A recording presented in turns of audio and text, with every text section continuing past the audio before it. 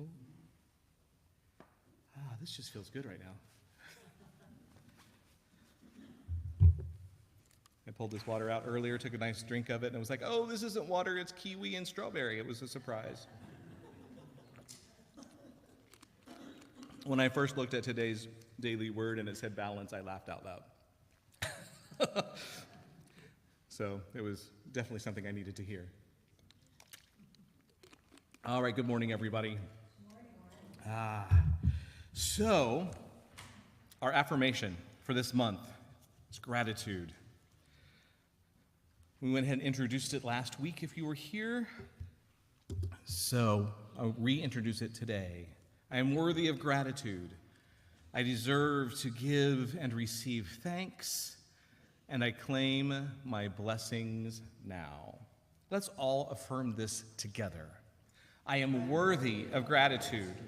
I deserve to give and receive thanks, and I claim my blessings now.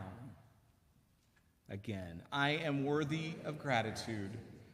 I deserve to give and receive thanks, and I claim my blessings now. One more time. I am worthy of gratitude.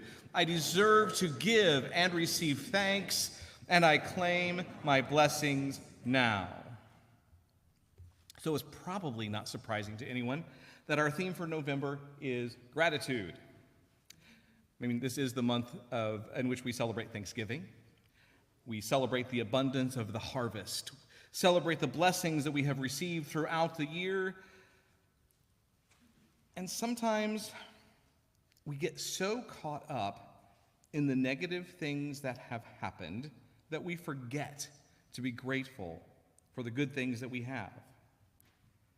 Sometimes all we can see is our illness, our employment status, our weight, our economic situation, political ads, and we get enveloped in thoughts of lack, and all we can see is problems. Problems before me, problems behind me. Problems to the left of me, problems to the right of me, problems all around me.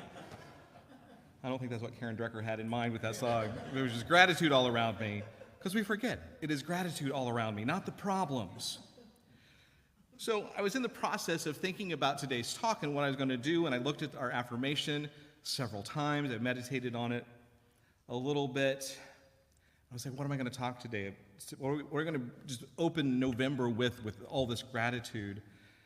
And I remembered I have a binder with a bunch of old Charles Roth's Unity Viewpoint radio show transcripts.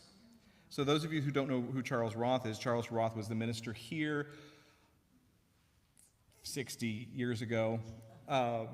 And he led the congregation at that time into building this sanctuary. So I was looking at that, so I was flipping through, and I stopped on November 12th, 1967, and I saw something that I liked. And I'll get to that later.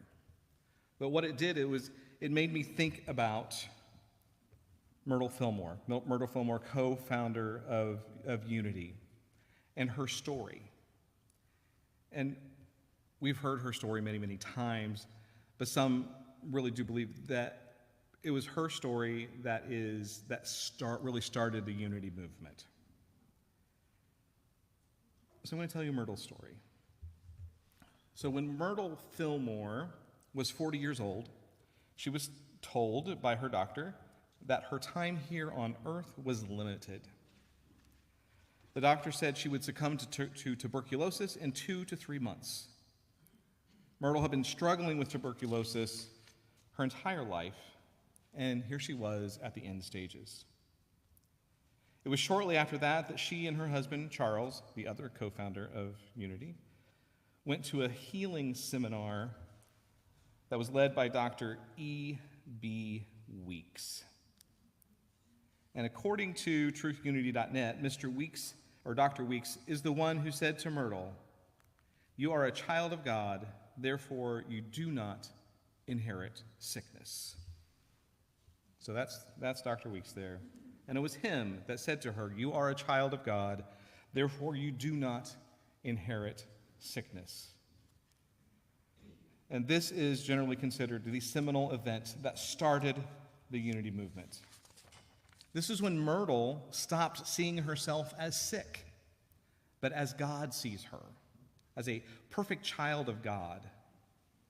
She then started affirming, as a perfect child of God, I did not inherit sickness. She continued this practice along with her other affirmations and meditations, and 2 years later, she had completely eradicated the tuberculosis that had been plaguing her for most of her life. She was never sick again. And also another story that I had heard was this is when she was at 40. When she was 84, she was at the Unity offices, and one day she was walking around the office and she was hugging everyone and telling them goodbye. And that night she went to bed and left her body. It was time for her to go. And she knew that. So Myrtle had accepted her prognosis and saw herself as illness, she would have certainly died within those 2 to 3 months. But before meeting Dr. Weeks, she believed that she was a sickly person. She was always told that you are a sickly person. So this is a story that many of us have heard many times. Some of you are hearing it for the first time. And it's important that we visit it because it was the beginning of Unity. Now, as I read Charles Roth's transcript from November 12, 1967, this was a month before my second birthday, I was reminded of Myrtle's healing story. So in this transcript, Reverend Charles Roth was talking about a process that he originated called tabbing. Are any of you familiar with his? All right, that's what we're doing today.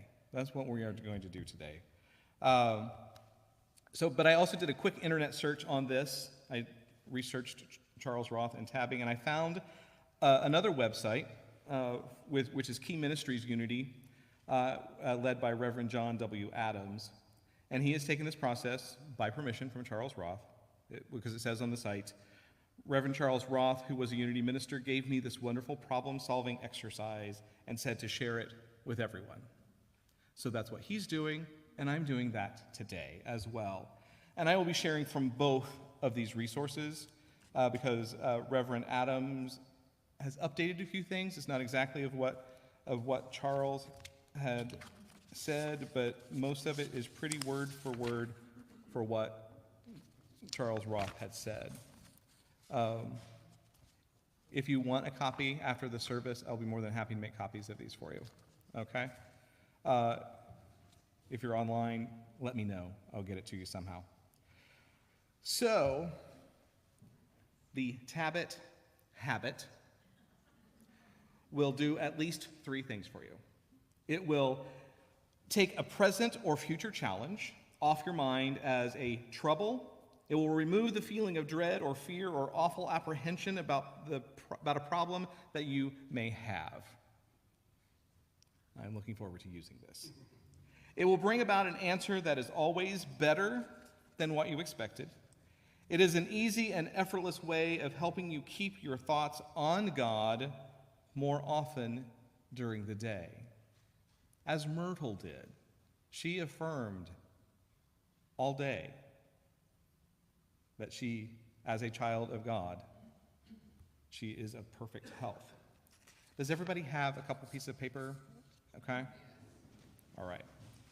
So what is this tab technique? This tab technique effectively combines the latest discoveries, well, they're centuries old, about the function of the subconscious mind with the ancient wisdom of the Bible and its teaching of the everywhere present miracle working power of God, that one presence, that one power. So years ago, before we had smartphones and computers, the word tab was used a lot more than it is today. It meant to make a note on paper of something for future reference. In fact, the word tablet, as used in writing tablet, really means writing paper for making tabs or notes. So today, I'm going to talk you through the process of how to tab your problems or challenges from the smallest to the biggest. The principle works the same regardless of the apparent size.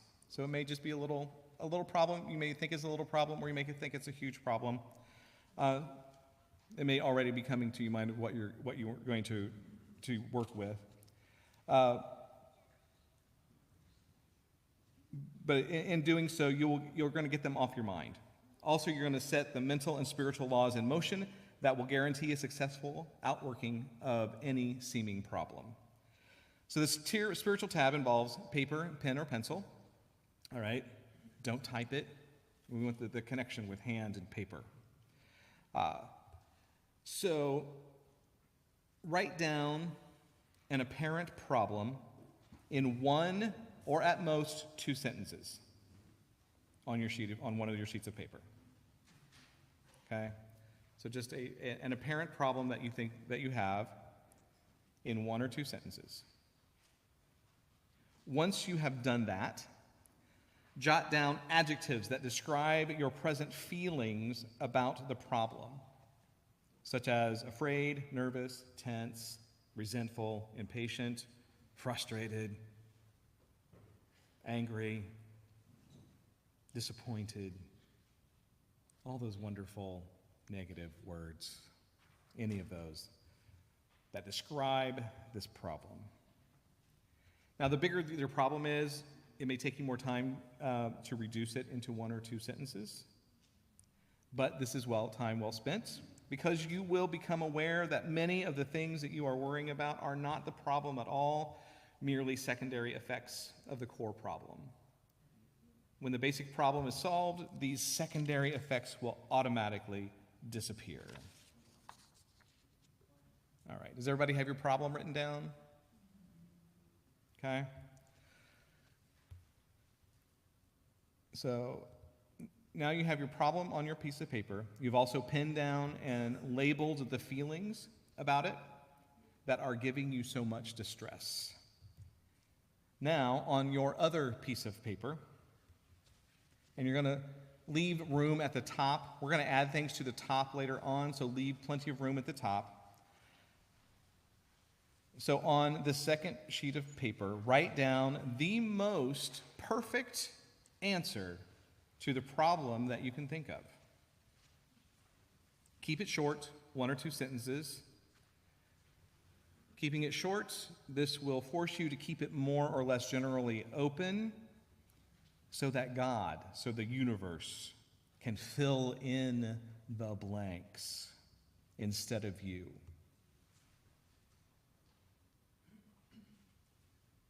So what is that perfect answer to the problem? And in writing down the most perfect answer, you can think of those notions that your present negative feelings about the problem will come in handy, and here's how. So think of a word that is the exact opposite of the negative words that you wrote down on your problem sheet. For instance, if you feel presently scared, that is, have a lot of fear about the problem facing you, use words like I am courageous or I am unafraid. If you're nervous and tense, use words like calm, unruffled, inwardly poised, peaceful. In your statement of the perfect answer or your tab. Okay, everybody have that? Okay. Is it harder to think of good words? Positive words? Okay, it's the opposite of what you wrote down before. So, I have a question. Can you bring about this perfect answer to the problem yourself? Can you? No. That's why you have a problem. Okay? That's why you're looking for help. So who or what can bring that perfect answer, right? So Charles Roth wrote, "You probably know the power that is said to be able to do that which may seem impossible. You know about the carpenter's son who lived in an area of the world that is often in the news, and who performed seeming miracles. He claimed no such power for himself, but he did claim that there is a universal presence and power that worked through him. And he further claimed that this universal power and presence was available to and would work through any person in the world, including you. He called it the Father within and claimed that the same Father was in every person, which is true. He urged everyone to realize and accept this as so. He said, 'If you believe what I say to be true, you shall do the things that I do, and greater things than these will you do.' He also said, 'With God, all things are possible.'" If you didn't figure it out, that was about Jesus. And the relationship with God. The divine is in us. The divine is a part of us. We are a part of the divine, and the divine works through us. And moving on. Now look at your perfect answer that you have written down on your tab.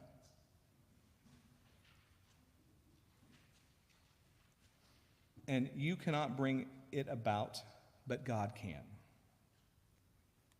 So now, at the beginning of your tab, leave a little bit of room more at the top, but above what you wrote on your tab, I want you to write down God, or whatever word you want to use: divine mind, universal mind, God mind, the divine, spirit,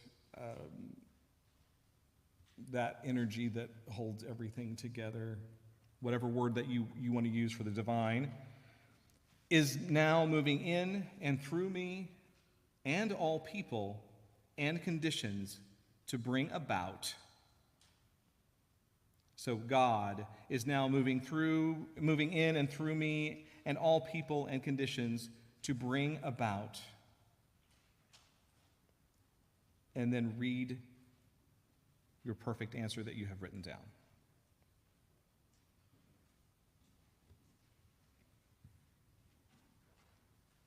God is now moving in and through me and all people and conditions to bring about this perfect answer.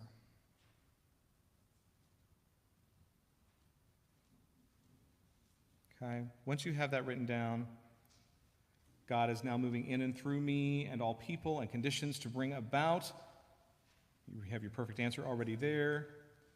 Now take your problem paper. Okay, put it in your hand. And I want you to do this.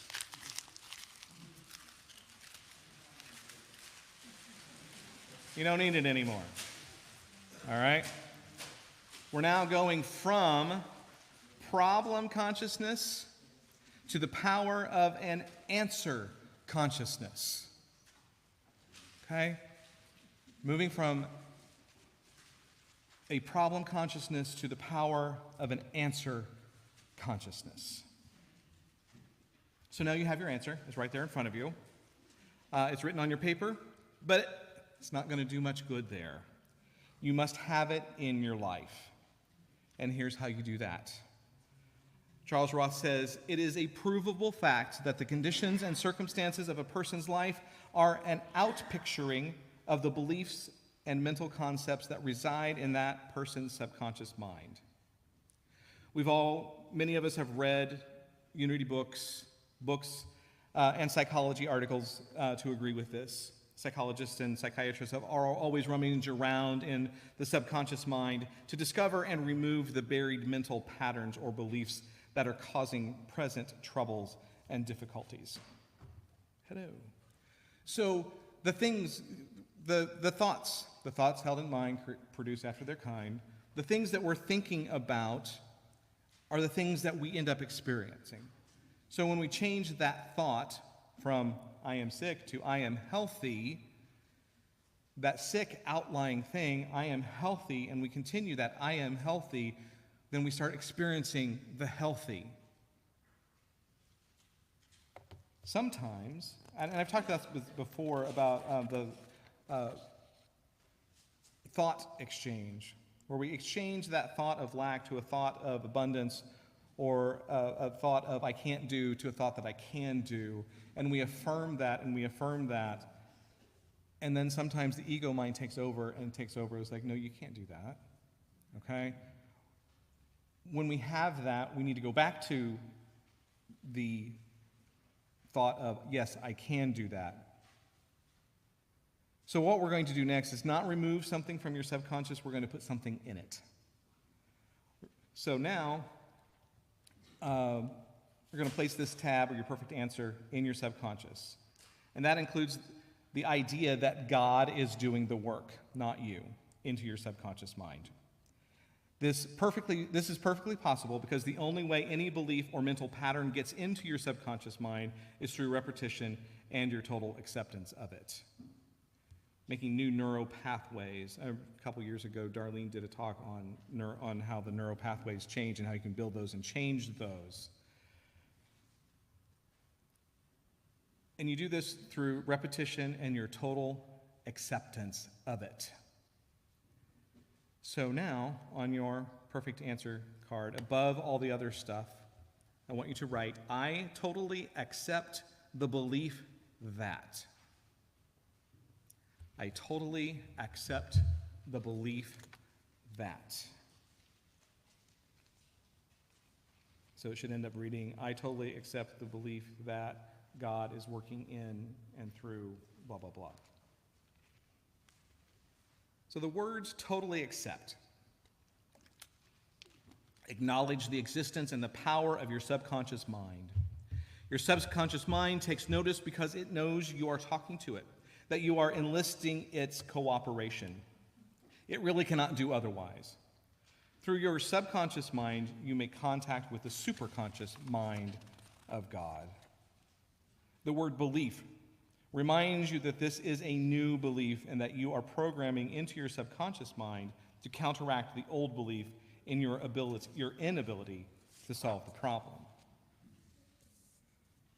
So perhaps you noticed it's underlined for you. The first letters of the words totally accept and belief spell out tab. So that is tabbing. Totally means altogether, completely, exactly, wholly. Accept means approve, favor, go for, agree with, understand.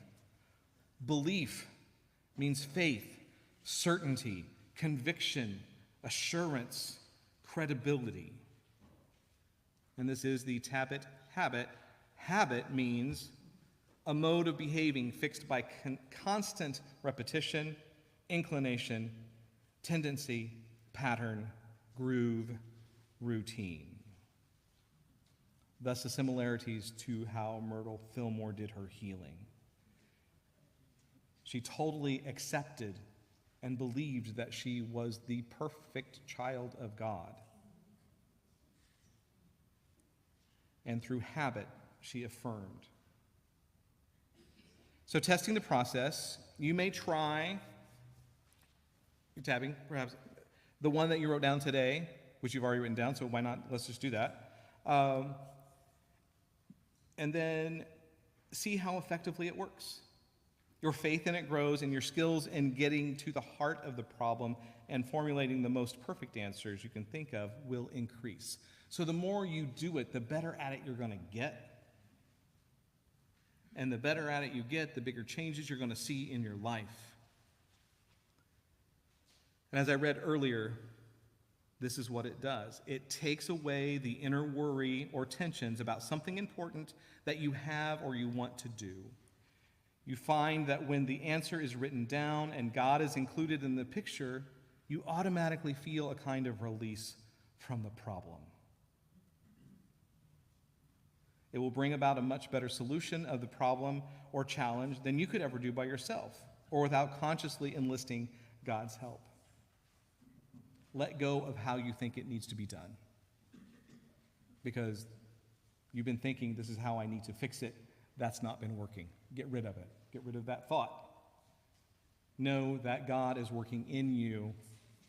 The people around you are also working through that. The events that you're experiencing, these are all things that are helping you get to that perfect answer. It helps to think of God more often during the day, because whenever a problem comes, you reach for a piece of paper and just take a few minutes to tab it. If it's a new problem, tab it right then and there. If it's one that you've been working with, you have your tab with you, or you have it memorized, go through it.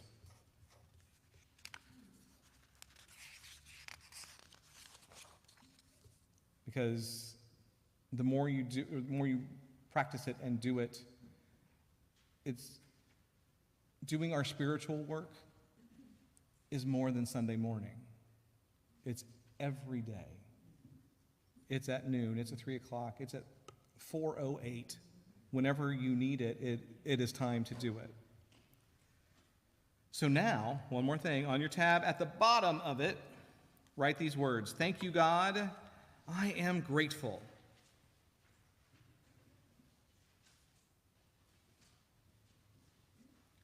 And so I'm going to give you time to do this. You can do it out loud, okay? Nobody's listening to you because they're reading theirs as well. So now I want you to read yours out loud 3 times. Go ahead.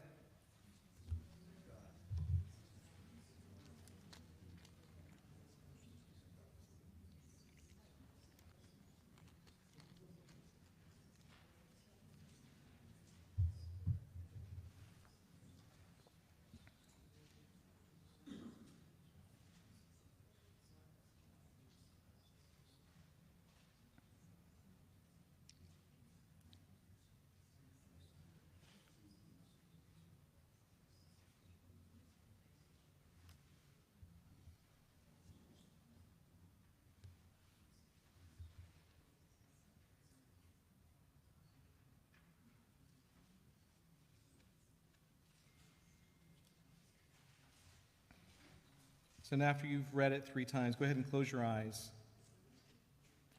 Take a deep breath. Breathing in through your nose and out through your mouth.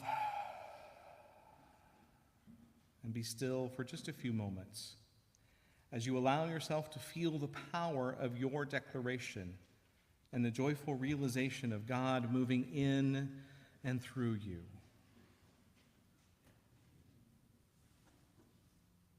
And take a deep breath in and out. So you have your tab. You can set that aside. Keep it with you. Keep it in a pocket. Put it on the refrigerator. Put it on your desk. And whenever you start to think about the problem, or when your eyes happen to see it, when your eyes just happen to see it or fall on the paper with your tab on it, read it 3 times again. And Charles recommends that you do read it aloud. And do this for 7 days. That should be enough to set it firmly in your subconscious mind and be sufficient for you to establish your new habit. The universe has already picked up on it, and it is powerfully delivering the happy results to you right now. And just to share,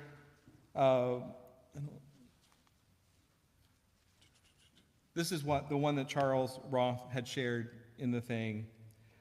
I totally accept the belief that universal wisdom is now moving in. One of the things he said was he had a trip coming a few months later, so he's kind of worried about that.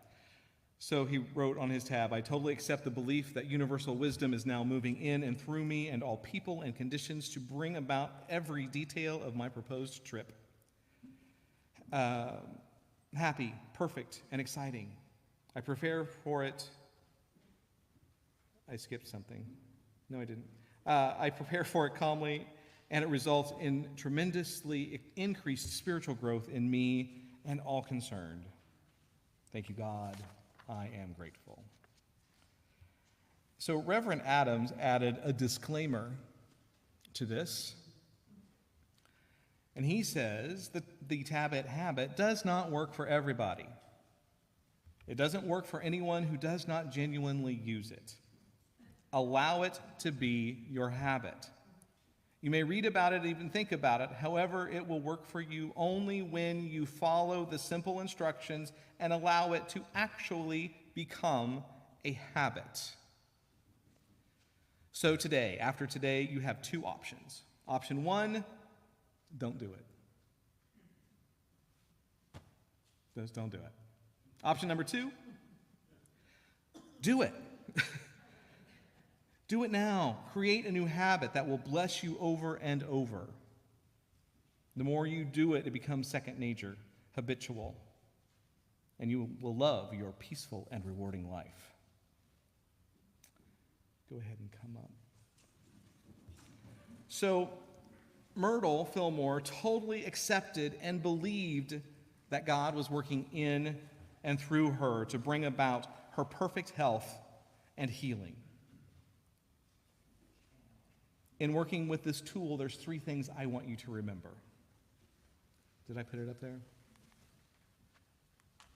I did not. Okay.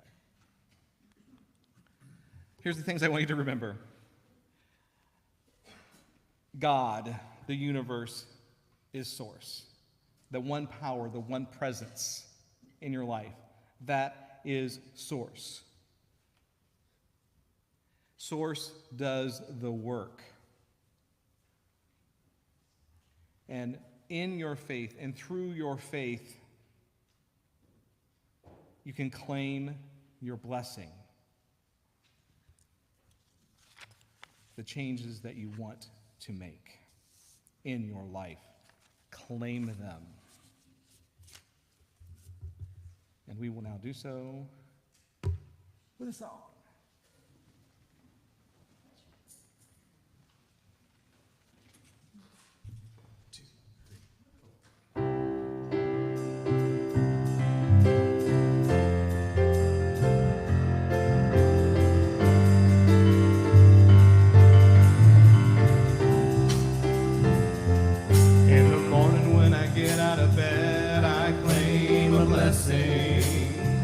I claim a blessing.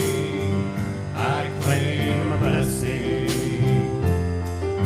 Before I even lift my head, I claim a blessing. I claim a blessing. I claim a blessing. This is how I start the day.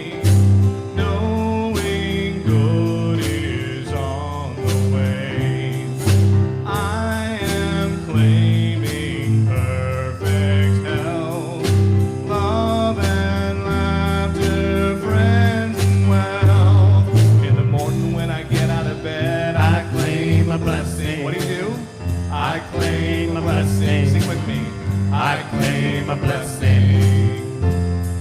Before I even lift my head, I claim a blessing. Claim it. I claim a blessing. I claim a blessing.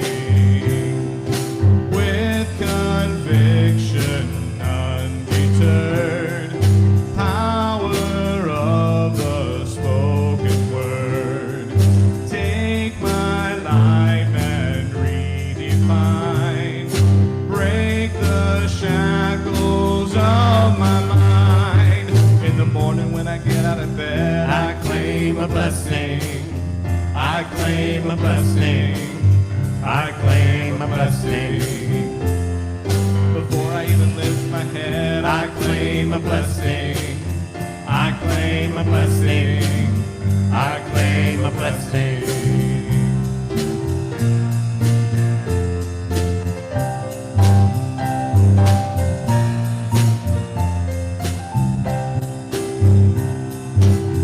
My thoughts to higher ground, knowing miracles are all around. Each day unfolds just as it should when I'm focusing on my good. Life is filled with opportunity. I wonder what good will happen to me.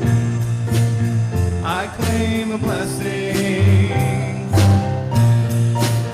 I claim a blessing. Sing along. a blessing.